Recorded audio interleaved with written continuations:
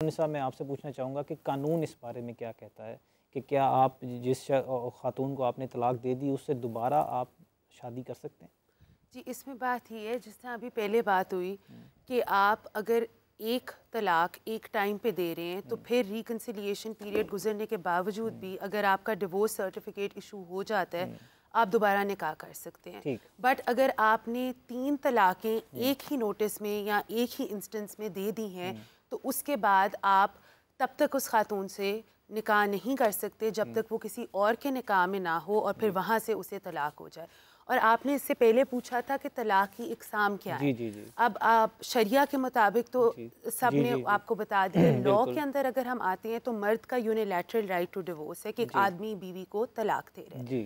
दूसरी जो किस्म होती है वो ये होती है, और हमने निकाह नामा के कॉलम्स की बात की, और एक जो कॉलम है जिसको क्रॉस आउट मोर हमेशा ऑलमोस्ट किया जाता है, वो औरत के राइट ऑफ डिवोर्स बिल्कुल ऐसा ही है। अगर आप उस कॉलम को क्रॉस आउट ना किया और अगर एक औरत अपना राइट ऑफ डिवोर्स रखती है, फिर औरत का तलाक देने का प्रोसीजर भी वही होगा जो मर्द का तलाक देने का प्रोसीजर है, कि वो नोटिस भेजेंगी, रिटन नोटिस, यूनियन मतलब उसके लिए खुला के लिए आपको जाने की जरूरत नहीं है, आप बाय नोटिस जो है वो तलाक तफवीज़ उसे बेसिकली कहा जाता है। कॉलम नंबर 17 ऑफ जो निकाह नामा है ना, उसके अंदर ये मौजूद है।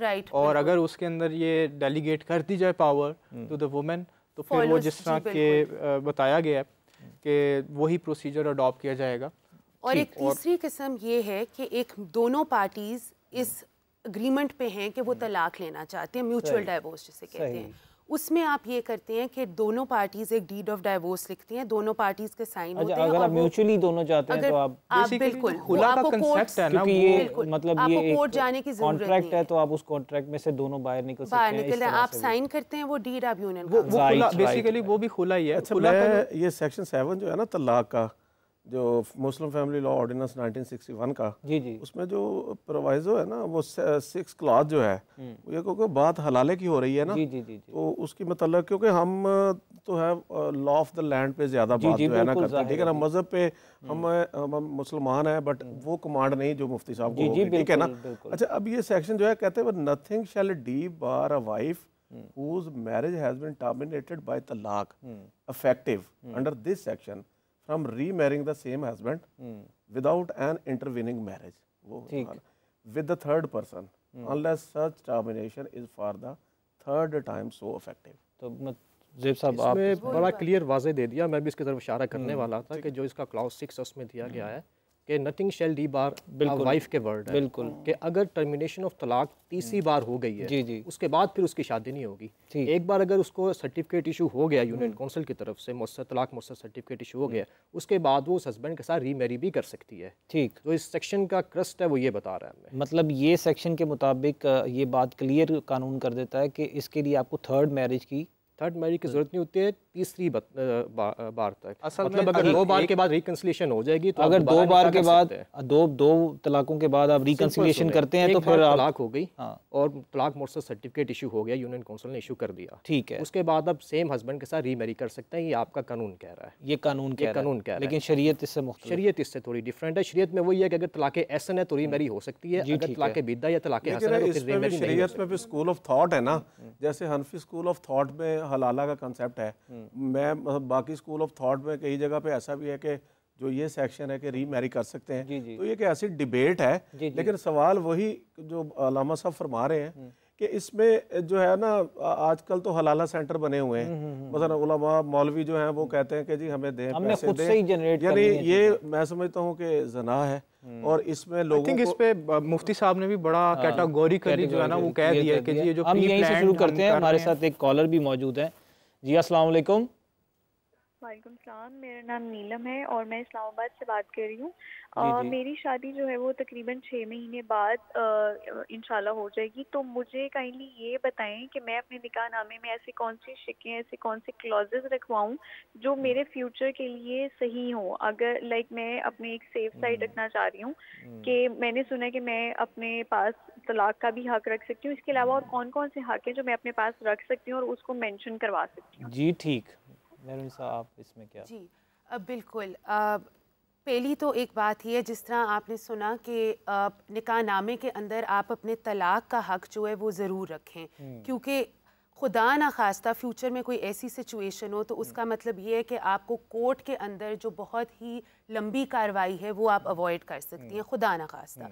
दूसरी बात ये है कि आप, क्योंकि ये एक कॉन्ट्रैक्ट है और इस्लाम में निकाह एक कॉन्ट्रैक्ट है और दोनों इक्वल बारगेनिंग पार्टीज़ हैं, आप ऐसी कोई भी शराइत जो आपके लिए इम्पॉर्टेंट है वो आप ऐड भी करा सकती हैं।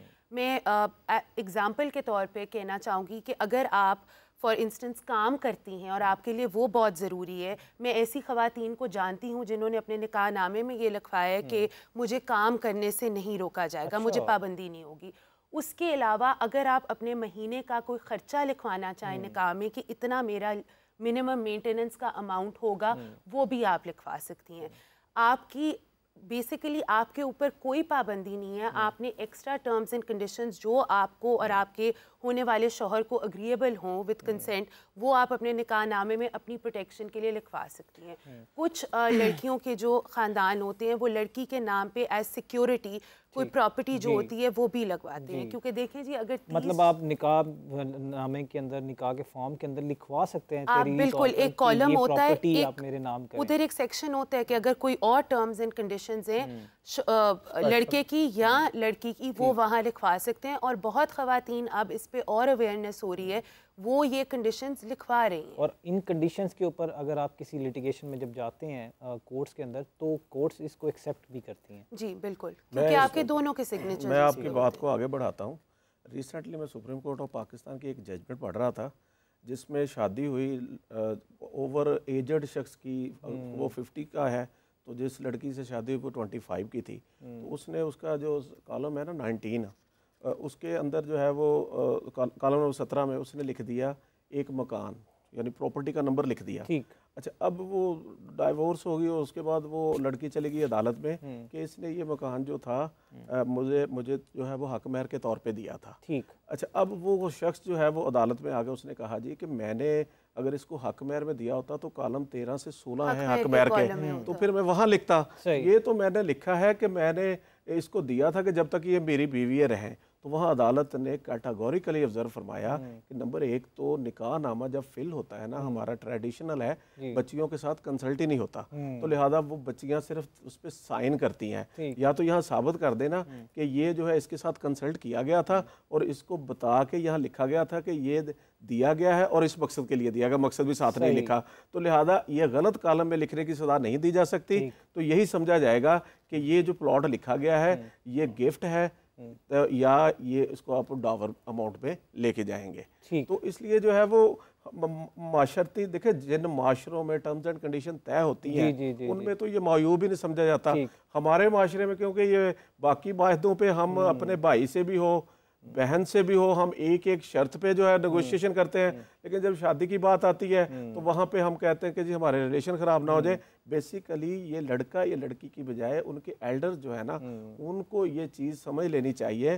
हम उस वक्त तो कहते हैं ना जज्बाती होते हैं कि शायद कोई बात की तो वो मामलात ख़राब हो जाएंगे, लेकिन मैं समझता हूँ कि अगर कूल माइंड होकर वो करे तो वो चीज़ें जो 2 साल बाद फड्डा पड़ना है वो पहले दिन तय हो जाए। देखिए हक महर होता है, आप लिखे फाइनेंशियल स्टेटस के मुताबिक, आप अपनी बीवी को दे रहे हैं, इसमें क्या है, तो उसमें क्या जी शरण लिख लें 5000, या अगर आप अपनी बीवी को कोई प्रॉपर्टी हक महर पे दे रहे हैं, ज्वेलरी दे रहे हैं, जेब खर्च दे रहे हैं, मैं समझता हूँ कि आप ये चीज़ें दे के आपके अगर वसाइल है दे रहे हैं तो आप उसको एक सिक्योर कर रहे हैं कि भाई मैं रिस्पॉन्सिबिलिटी लिख पढ़ के ले रहा हूँ, तो इन चीज़ों में ज़्यादा चीज़ें मुस्तकबिल में अच्छी हो जाती हैं। अब देखें ना, जब हम समान जहेज देते हैं, समान जहेज में क्या होता है कि अगर हम वहाँ पे निकाह नामे में एक ऐसा कॉलम बना लें कि भी जब शादी होनी है ना तो वो फैमिली को कहा जाए निकाह रजिस्ट्रार के भी जहेज की लिस्ट दे दे, वो वहीं पे रजिस्टर्ड हो जाए। तो मैं देखता हूँ कंट्रोवर्सी कैसे नहीं हल होती, कैसे लिखेंगे।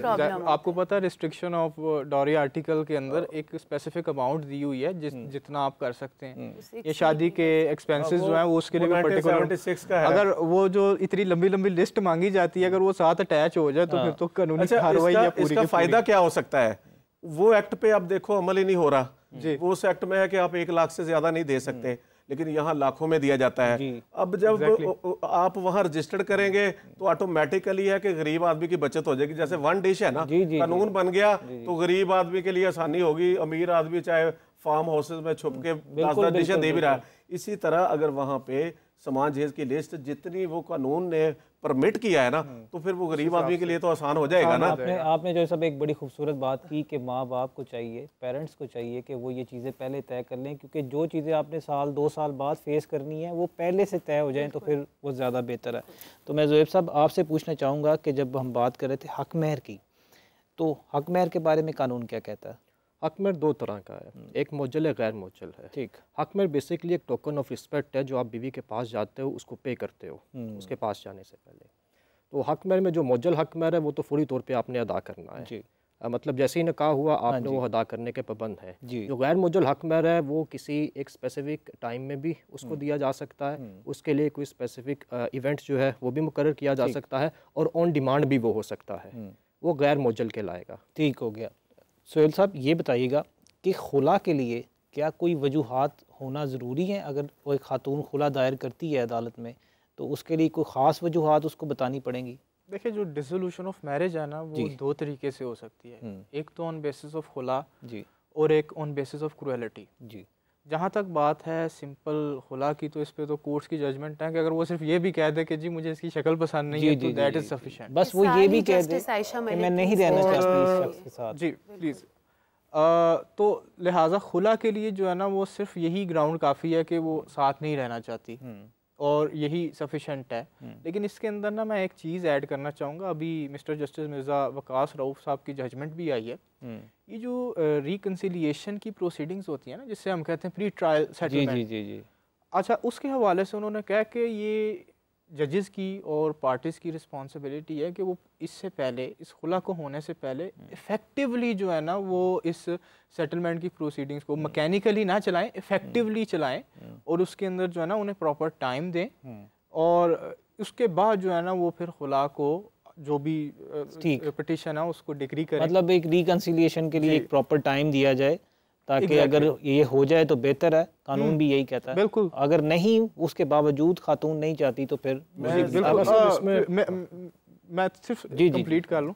अब जहाँ तक बात है ऑन बेसिस ऑफ क्रुएलिटी, उसके अंदर फिर आपको प्रॉपर एविडेंस प्रोड्यूस करना पड़ेगा, जो क्योंकि आप यहाँ पे क्रुएलिटी क्लेम कर रहे हैं। आमतौर पे होता ही है कि खुला के केस में भी उसको लिख लिया जाता है, आज तो वो इग्नोर हो जाता है।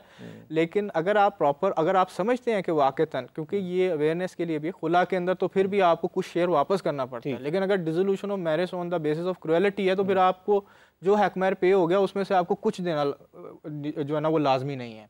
अगर सब इसमें ऐसा है कि जो resolution of Muslim marriage act 1939 है उसमें 9 ऐसी ग्राउंड्स बताई गई हैं जिनकी बेसिस के ऊपर रेजोल्यूशन ऑफ मैरिज हो सकती है। ठीक। खुला जो है वो एडिशनल है, वो एक एडिशनल ग्राउंड है। ठीक। उन 9 जो ग्राउंड्स हैं उनमें अगर हस्बैंड के वेयर अबाउट 60 साल तक ना मिल रहे हों, नहीं, जब आप दायर करते हैं रेजोल्यूशन ऑफ मैरिज के नाम से के टाइटल से आप केस दायर करते हैं या खुला के दोनों हो सकते हैं, दोनों इकट्ठे भी हो सकते हैं। बेसिस ऑफ खुला आगे लिख दिया जाता है। मैरिज एक्ट के अंडर नहीं आती, खुला सेपरेटली गवर्न्ड है। डिसोल्यूशन ऑफ मैरिज का अलग से एक एक्ट है, बिल्कुल, और उसके अंदर ग्राउंड्स हैं जिस तरह आप दोनों में जा सकते हैं, उधर भी जा सकते हैं, उधर भी जा सकते हैं। ये वो जैसे सर कह रहे हैं dissolution of Muslim marriage act 1939, उसकी जो वो 9 ग्राउंड्स हैं, जैसे वेयर अबाउट नहीं मिल रहे, या जो है वो खर्चा नहीं दे रहा, या वो बीमार हो गया है, इम्पोर्टेंट हो गया है, या वो व्हाट्सएवर जो 9 ग्राउंड्स हैं उनमें से किसी पे जाएगी तो वहाँ पे फिर उसको हक महर सरेंडर नहीं करना पड़ेगा। और बेसिस ऑफ खुला जाएगी तो वो सेक्शन 10 सब क्लास 5 जो है वो जो 2015 में अमेंडमेंट करके उन्होंने लिखा है कि अगर प्रॉम्प्ट है तो वो 25% सरेंडर करेगी, और अगर डेफर्ड है तो वो 50% मिन्हा करके खामद उसको देगा। रिसेंटली एक लाहौर हाई कोर्ट में जज जो रिट दायर हुई उसमें यही कहा गया कि जो डिसोल्यूशन ऑफ मैरिज और खुला खवातीन लेती हैं तो उसमें जो है वो यूनियन काउंसिल का जो सेक्रेटरी है इस चीज़ को प्रिक्योर नहीं कर रहा कि खवातीन को सर्टिफिकेट जारी किया जा रहा है। जो सेक्शन जो है section 10 West Pakistan family court act 1964 उसकी सब क्लास 5 की जो मैंडेटरी रिक्वायरमेंट है वो पूरी नहीं कर रहा, जिसमें लाहौर हाई कोर्ट ने फिर जो है वो सेक्रेटरी यूनियन काउंसिल से और पंजाब गवर्नमेंट से जवाब मांगा है कि जब ये कानून है तो फिर इस पे अमल क्यों नहीं हो रहा कि खावंद जो है जब औरत खुला पे लेती है तो फिर उसका या डेफर्ड जो है वो 50% तो वो तो खावंद ने देना ना काट के, लेकिन जो प्रम्प्ट लिया हुआ है वो वापस नहीं कर रही खवातीन और वो एक नई लिटिगेशन के लिए पंडोरा हो रहा है। लेकिन इस पर भी मैं एक चीज़ ऐड करूँगा कि देखें ये जो होते हैं ना खातून को खावंद की तरफ से या खातून के वालिदैन की तरफ से जो भी गिफ्ट तहाइफ जो भी मिलता है ना वो मैं समझता हूँ कि बहुत सारे सुपीरियर कोर्ट्स के फैसले भी हैं वो लड़की की मलकियत होता है, दुल्हन की मलकियत होता है। इसी तरह ये जो हक महर है ना ये हक महर भी खातून की मलकियत होता है और सेक्शन 10(5) जो है ना इस पे जो है फेडरल शरीयत कोर्ट की 2023 की जजमेंट है, उन्होंने कहा है कि ये जो सेक्शन 10 सब क्लास 5 जो है ना डेफर डावर जो प्रम्प्ट डावर का 25% सरेंडर करना है ये भी इस्लाम के उसूलों के खिलाफ है, क्योंकि ये हक महर औरत को प्रोटेक्शन के लिए दिया जाता है। ये नहीं है कि अब डाइवोर्स हो गया तो उससे वापस मांगा जाए। तो इस पे जो है वो चीज़ें जो हैं वो मैं समझता हूँ कि ख़वातीन जो है ना मैं समझता हूँ कि ये हक महर बेसिक कंसिडरेशन है और अगर औरत को हक महर अदा नहीं किया जाता तो वो मैट्रिमोनियल रिलेशन कायम करने से इनकार कर सकती है। तो